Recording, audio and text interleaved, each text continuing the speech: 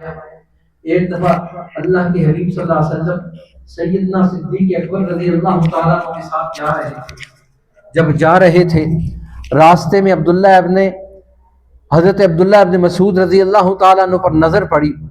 اب بکریاں ہیں، دودھ کا تقاضا ہوا، بات چیت چلی، گفتگو چلی.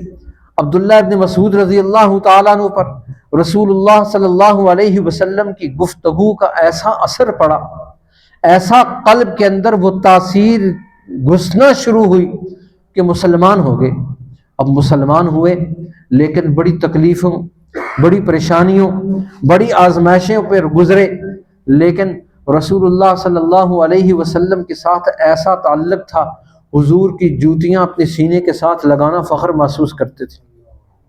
رسول اللہ صلی اللہ علیہ وسلم کا بستر بچھانا ان کی ذمہ داری تھی. بستر اٹھا رہے ہیں، بستر بچھا رہے ہیں، تکیہ رکھ رہے ہیں، تکیہ اٹھا رہے ہیں، جوتے اللہ کے رسول نے اتار کر ان کو سنبھال رہے ہیں. ہم اور آپ اگر کسی کو رسول اللہ خواب میں بھی آ جائے تو پھولے نہیں سماتا. رسول اللہ خواب میں بھی آ جائے تو پھولے نہیں سماتا. کہتا ہے لوگوں میں نے آج اللہ کے حبیب صلی اللہ علیہ وسلم کی زیارت کی ہے. سب کہہ دو سبحان اللہ. صحابہ وہ تھے جو رسول اللہ کے ساتھ معانقہ کیا کرتے تھے، حضور کے ساتھ ہاتھوں میں ہاتھ ڈالا کرتے تھے، حضور کی جوتیاں عبداللہ ابن مسعود رضی اللہ تعالیٰ نے اٹھایا کرتے تھے، ان کو ان کے سامنے رکھا کرتے تھے. پانی رکھ رہے ہیں، پانی گرم کر رہے ہیں، آپ کی خدمت میں پیش ہیں. اور رسول اللہ صلی اللہ علیہ وسلم نے فرمایا یہ میرا ایسا صحابی ہے جس نے قرآن کو سیکھنا ہو اس سے سیکھے، جس سے قرآن سیکھنا ہو عبداللہ ابن مسعود سے سیکھے. حضرت عمر رضی اللہ تعالیٰ عنہ نے ان کو کوفہ کا گورنر بنا کر بھیجا اور وہاں ایسا کمال پیدا کیا، جس قافلے میں عبداللہ ابن مسعود ہوں وہ پورا قافلہ علماء کا قافلہ بن جاتا تھا. ہر آدمی آپ سے ایسا استفادہ کرتا تھا اور اس کے اندر غیر محسوس انداز میں علوم کے وہ کمالات منتقل کر دیتے تھے، وہ کیفیات منتقل کر دیتے تھے کہ جیسے ایک مربی اور استاد اپنے اس درخت کی کانٹ چھانٹ کرتا ہے لیکن اس کو محسوس نہیں ہوتا، اس کو قداور بنا دیتا ہے، تناور بنا دیتا ہے، پھلدار اور پھولدار بنا دیتا ہے. عبداللہ ابن مسعود رضی اللہ تعالیٰ عنہ اس حدیث کو اللہ کے حبیب صلی اللہ علیہ وسلم سے نقل فرماتے ہیں. کیا یہ خوبصورت حدیث، کیا یہ ان کے الفاظ ہیں. روایت کرتے ہیں نبی اکرم صلی اللہ علیہ وسلم نے ارشاد فرمایا علیکم بالصدق فإن الصدق یہدی الی البر. فرمایا علیکم بالصدق، سچائی کو لازم پکڑ لو. کیوں؟ فإن الصدق یہدی الی البر، سچائی جو ہے وہ تمہیں خیر کی طرف، نیکی کی طرف رہنمائی کرتی ہے. وإن البر یہدی الی الجنہ، اور نیکی جو ہے وہ جنت کی طرف تمہاری رہنمائی کرتی ہے. اور فرمایا وما یزال الرجل، اور آدمی ہمیشہ سچ بولتا ہے، وتحری الصدق، اور سچ کا متلاشی رہتا ہے، سچ کے لیے جہد اور کوشش کرتا ہے. حتی یکتب عند اللہ صدیقا، یہاں تک کہ اللہ کے ہاں اس کو صدیق لکھ دیا جاتا ہے. اور پھر فرمایا ایاکم والکذب، جھوٹ سے بچنا. فإن الکذب یہدی الی الفجور، جھوٹ جو ہے وہ انسان کو جو ہے نا جی گناہ کی طرف رہنمائی کرتا ہے، اور فجور جو ہے وہ جہنم کی طرف انسان کو لے کر جاتے ہیں. فرمایا وما یزال الرجل، اور آدمی ہمیشہ جھوٹ بولتا رہتا ہے، ویتحری الکذب، اور یہاں تک کہ جھوٹ کا متلاشی رہتا ہے، جھوٹ کے لیے کردار ادا کرتا ہے. حتی یکتب عند اللہ کذابا، یہاں تک کہ اللہ کے ہاں وہ جھوٹا لکھ دیا جاتا ہے. اور پھر مسلم کی روایت میں ہے ان الصدق، بے شک سچائی جو ہے، بر، یہ نیکی ہے. وان البر یہدی الی الجنہ، اور نیکی جو ہے انسان کو جنت کی طرف رہنمائی کرتی ہے. وان الکذب، اور جھوٹ جو ہے یہ گناہ ہے. وان الفجور یہدی الی النار، اور گناہ جو ہے وہ انسان کو جہنم کی طرف رہنمائی کرتا ہے، جہنم کی طرف لے کر چلا جاتا ہے.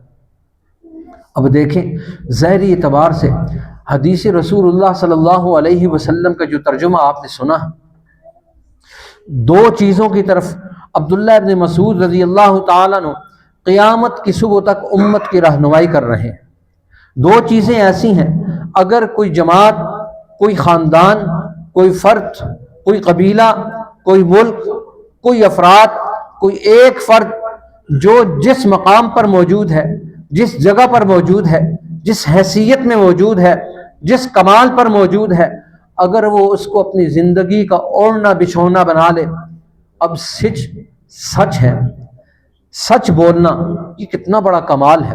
انسان جب اپنی زندگی کی بنیاد سچ پر رکھ لیتا ہے، حدیث میں فرمایا الصدق ینجی والکذب یہلک، سچ ایک ایسی چیز ہے یہ انسان کو نجات کی طرف لے کر جاتا ہے اور جھوٹ انسان کو ہلاکت کی طرف لے کر جاتا ہے۔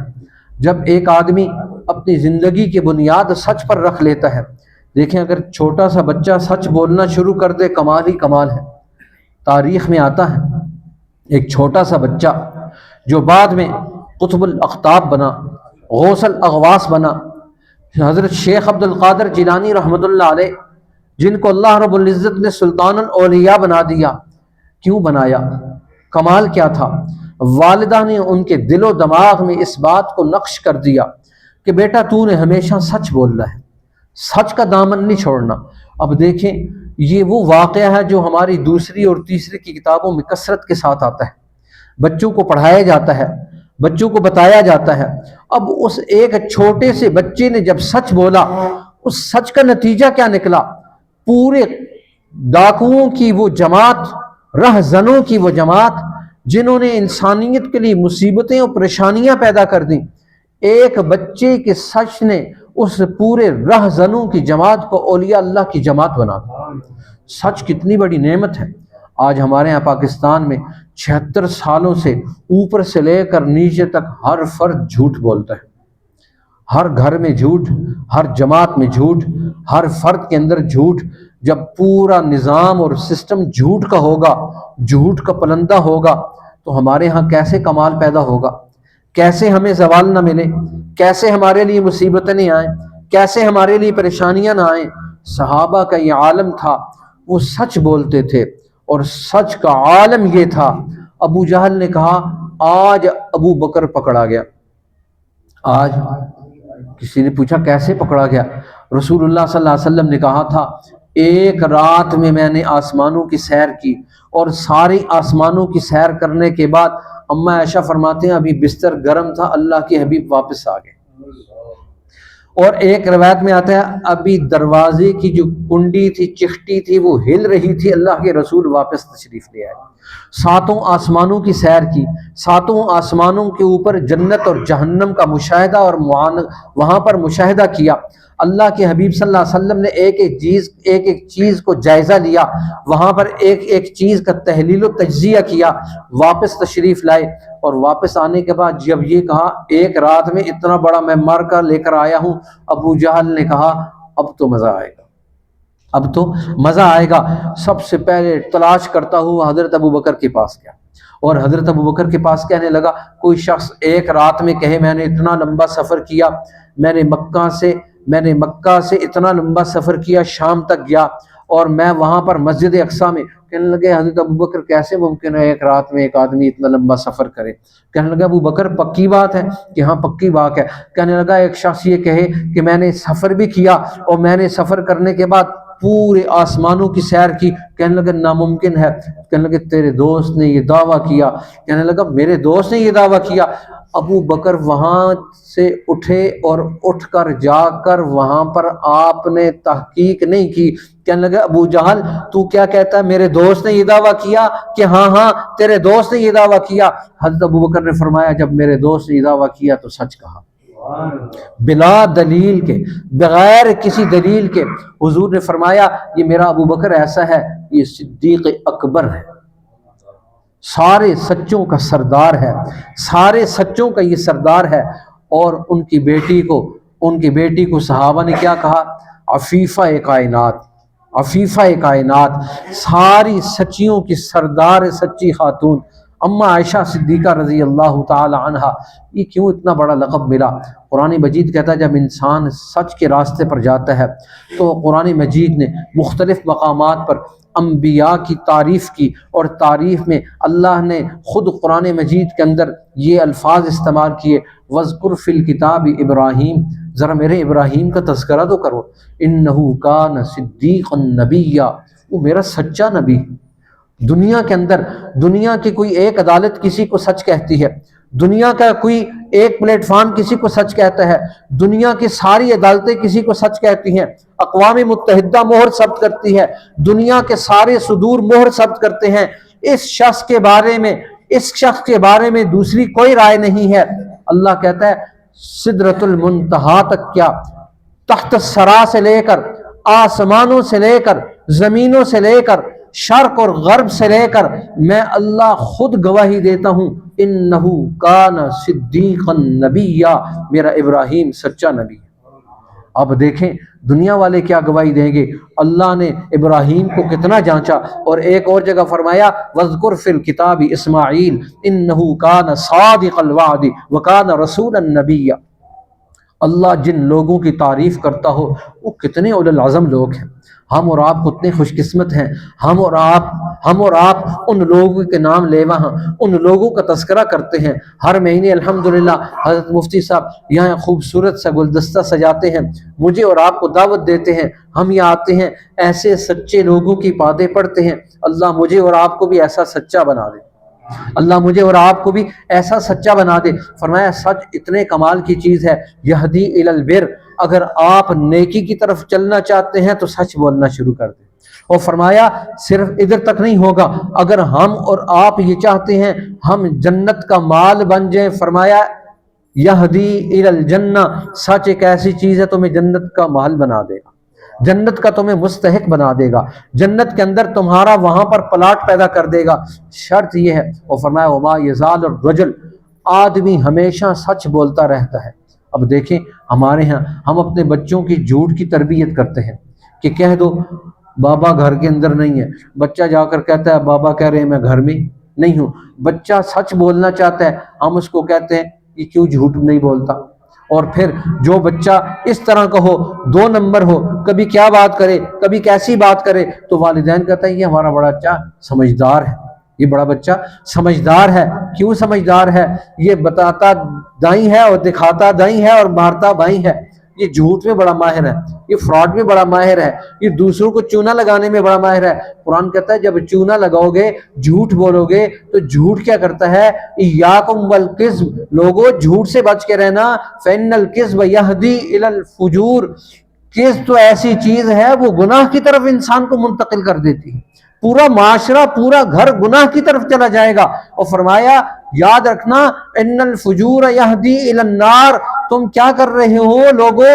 تم تو جہنم کا مال پیدا کر رہے ہو، جہنم کا مال پیدا کر رہے ہو۔ جھوٹ ایک ایسی چیز ہے انسان بولتا رہتا ہے یہاں تک کہ فرمایا وما یزال الرجل، آدمی ہمیشہ جھوٹ بولتا ہے، وَيَتَحَرَّى الْكِذْبَ، اور جھوٹ کی پریکٹس کرتا ہی رہتا ہے، جھوٹ کی پریکٹس کرتا ہی رہتا ہے، یہاں تک کہ ہر وقت اسی جہد اور کوشش میں ہے کب میں کسی کے ساتھ فراڈ کر لوں، کب کسی کو میں چونا لگا دوں، کب کسی کو میں دھوکہ دے دوں، کب کسی کا میں مال ہتھیا لوں۔ فرمایا حتی یکتب عند اللہ کذابا، اللہ کے ہاں وہ کذاب لکھ دیا جاتا۔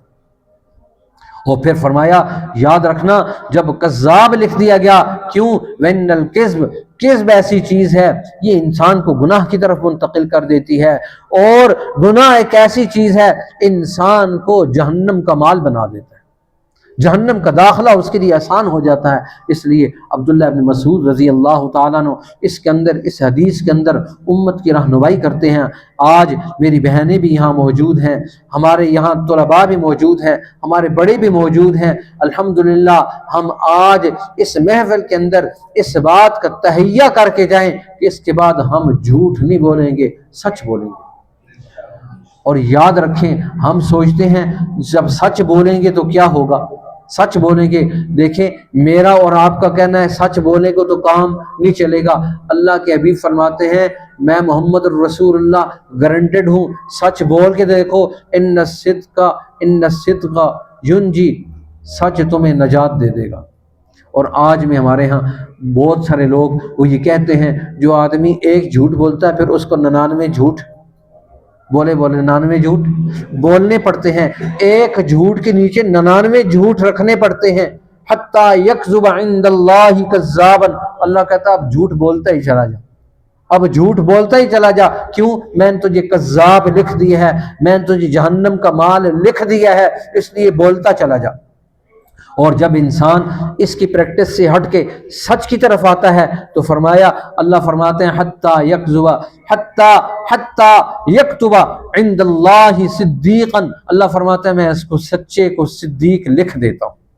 اس لیے اگر ہم یہ دو چیزیں صرف اس مجلس کے اندر اپنے ذہن نشین کر لیں، ہم سب بڑے یہ ذہن بنا لیں کہ ہم نے گھر کے اندر سے جھوٹ کو نکالنا ہے، سچ کو لے کر آنا ہے۔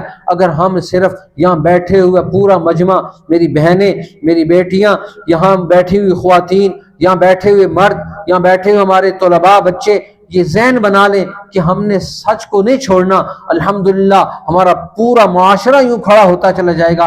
اللہ مجھے اور آپ کو اس کی توفیق نصیب فرما دے۔ الحمدللہ آپ لوگ یہاں موجود ہیں، حضرت مفتی صاحب پوری ہمت اور استقامت کے ساتھ الحمدللہ بچیوں کا بھی پورا نظام چلا رہے ہیں، بچیوں کا مدرسہ بھی ہے، بچوں کا مدرسہ بھی ہے، اور پوری ہمت اور استقامت کے ساتھ دراسات دینیہ۔ آج مجھے بڑی خوشی ہوئی، الحمدللہ ہمارے دراسات دینیہ کے ایک طالب علم یہاں آپ کے سامنے کھڑے ہوئے، مفتی صاحب کا کمال یہ ہے الحمدللہ وہ اپنے جیسے لوگ تیار کر رہے ہیں۔ میں آپ کو بتاؤں، آپ دیگر جگہ پر جائیں گے آپ کو یہ چیز نہیں ملے گی، یہاں یہ شخص ایسا ہے اپنے جیسے لوگ تیار کر رہا ہے، کہتا ہے میں مفتی ہوں، تم سب کے سب انشاءاللہ میرے مقام اور مرتبے کے بن جاؤ گے، میرے مقام اور مرتبے کے بن جاؤ گے۔ الحمدللہ یہ اسی کی پریکٹس کرتے ہیں۔ اللہ رب العزت حضرت مفتی صاحب کو صحت عافیت و سلامتی دے، ان لوگوں کا، ان اولیاء اللہ کا سایہ ہمارے اوپر قائم رکھیں جو الحمدللہ اس طرح کی گڈ پریکٹسز ہر وقت کرتے رہتے ہیں، ہر روز کرتے رہتے ہیں، اور ہر لمحہ اس کے لیے غور و فکر کرتے رہتے ہیں۔ اللہ ہمیں ان کے ساتھ شانہ بشانہ چلنے کی توفیق نصیب فرمائے۔ وآخر دعوانا الحمدللہ رب العالمین۔